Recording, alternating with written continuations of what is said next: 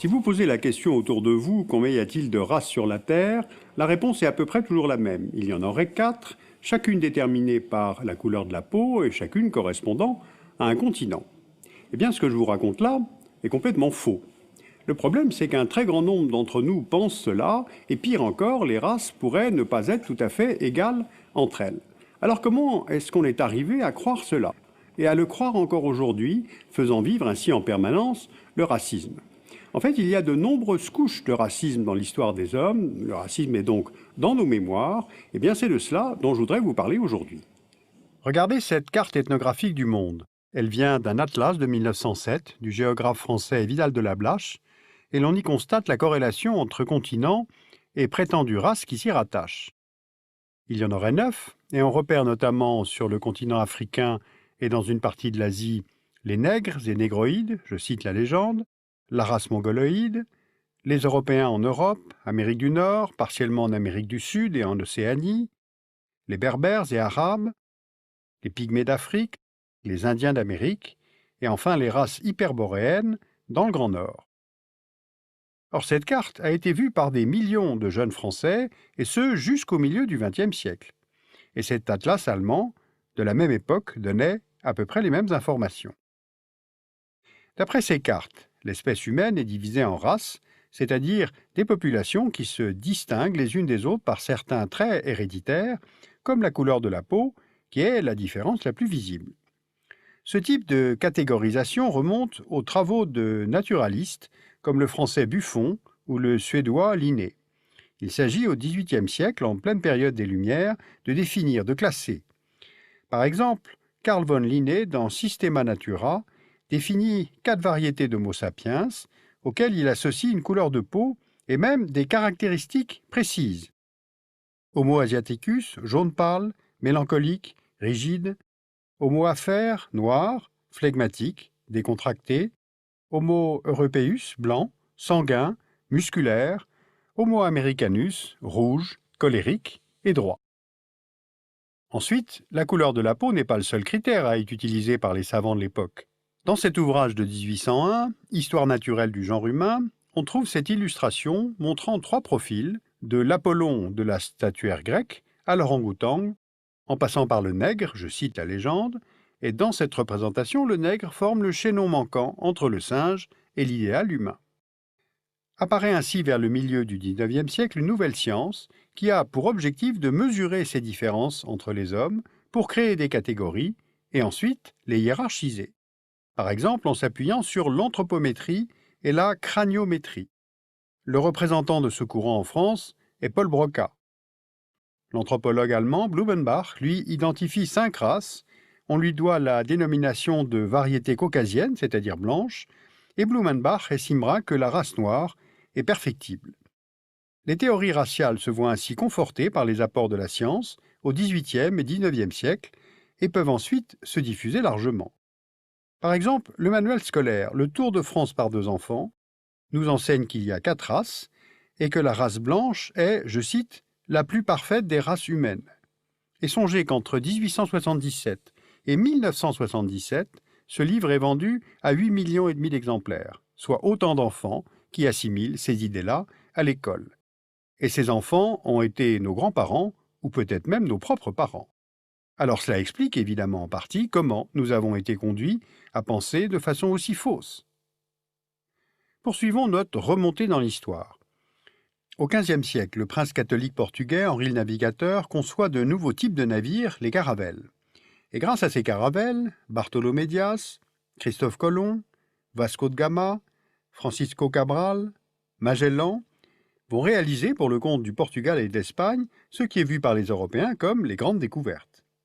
Plusieurs traités successifs, arbitrés par le Vatican, vont permettre aux 2 puissances ibériques, le Portugal et l'Espagne, de se partager le monde, y compris celui qui reste à découvrir et à évangéliser. Ces découvertes donnent aux Européens l'accès à de nouvelles routes commerciales et à de nouvelles terres et richesses qu'il faut exploiter. Et pour exploiter, il faut de la main-d'œuvre, alors un nouveau type de commerce se met en place, dit triangulaire, et qui fonctionne de la façon suivante.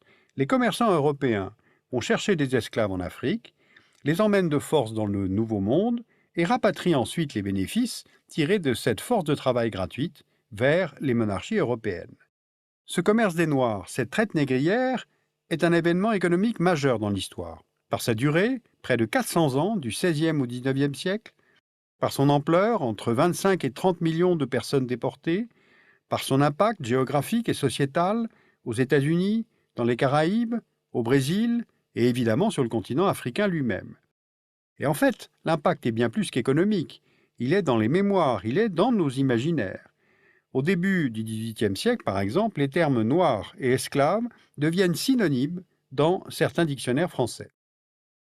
À la domination économique, institutionnelle, technique, militaire, qui est tout à fait réelle, l'Europe impose en plus une domination morale et religieuse. Elle estime avoir une mission civilisatrice, censée apporter le progrès et la foi aux populations d'Amérique, d'Afrique, d'Asie, d'Océanie, vues comme moins avancées.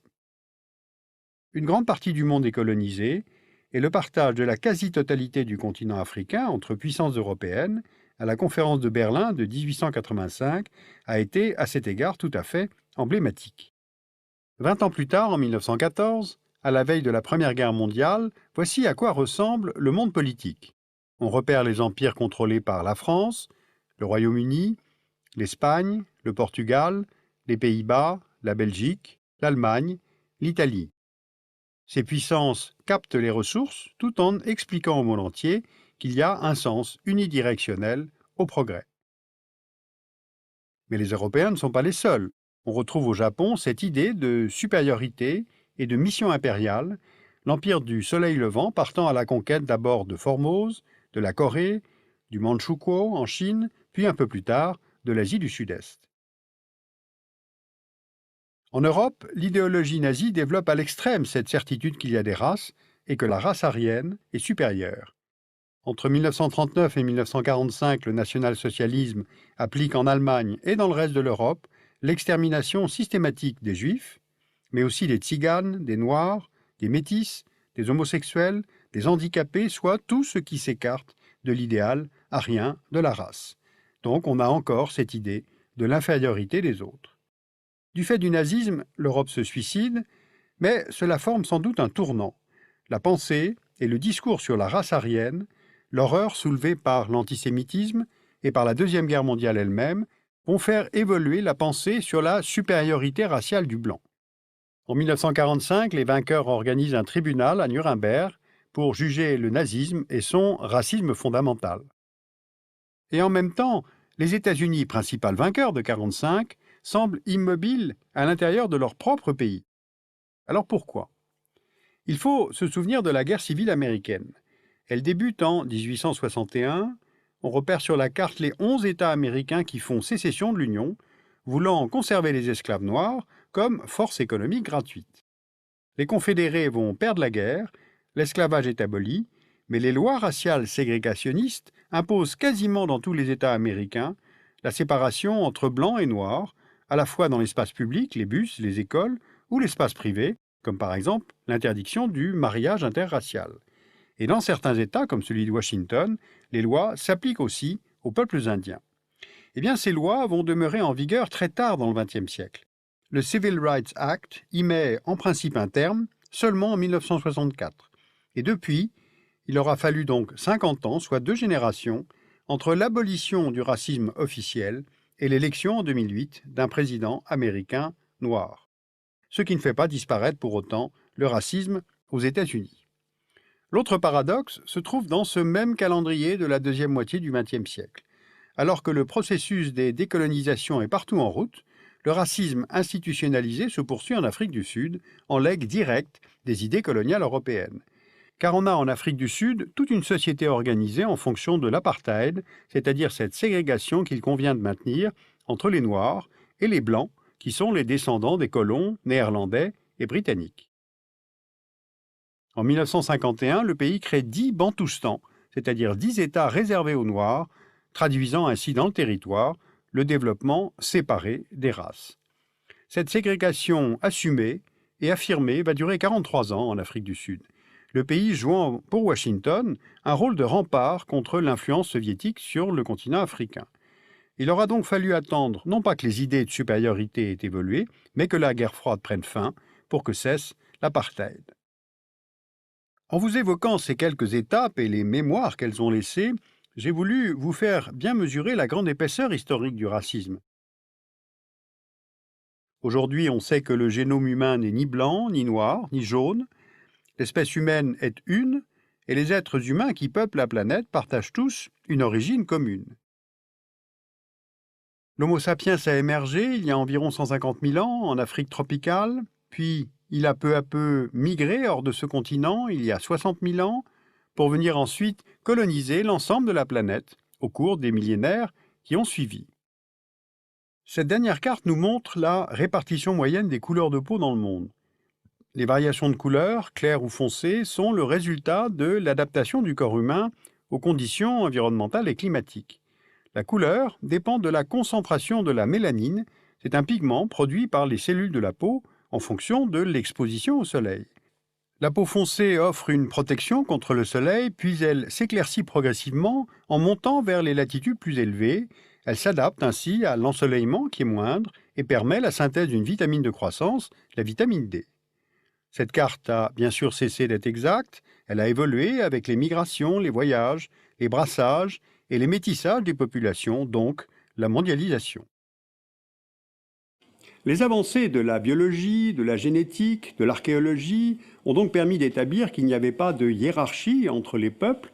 La question des races semble donc scientifiquement réglée, et pourtant le racisme réapparaît en permanence et sous diverses formes. Quand il ne s'applique plus à la couleur de la peau, il contourne, et il s'applique par exemple aux noms propres, aux locataires, aux candidats à l'embauche, il se déplace vers la religion de l'autre, voire à la catégorie de l'immigration. Donc vous mesurez la grande adaptabilité du phénomène. Alors pourquoi est-ce que ce classement entre les hommes est si difficile à dépasser ? Pourquoi est-ce qu'il réapparaît en permanence comme une construction politique ? Pourquoi est-ce qu'en fait, ça nous convient toujours ? En fait, ce n'est pas simple de parler du racisme, ce n'est pas un phénomène rationnel, on touche là à des questions émotionnelles, voire personnelles, et pourtant, les enfants naissent sans avoir la moindre idée de la couleur de leur peau. Donc, tout se passerait par la suite. Sur cette question fondamentale du racisme et sa trop longue histoire, je vous renvoie tout d'abord au DVD, double DVD, qui s'appelle Nous autres, Éducation contre le racisme, conçu par la Fondation Thuram. Le numéro de novembre 2011 de la revue Textes et documents pour la classe est consacré à l'exposition Exhibition ou l'invention du sauvage, qui se tient au musée du Quai Branly jusqu'au 3 juin 2012. Et puis je vous conseille vivement de lire le livre de Liliane Thuram, Mes étoiles noires, édité au Seuil dans la collection Point.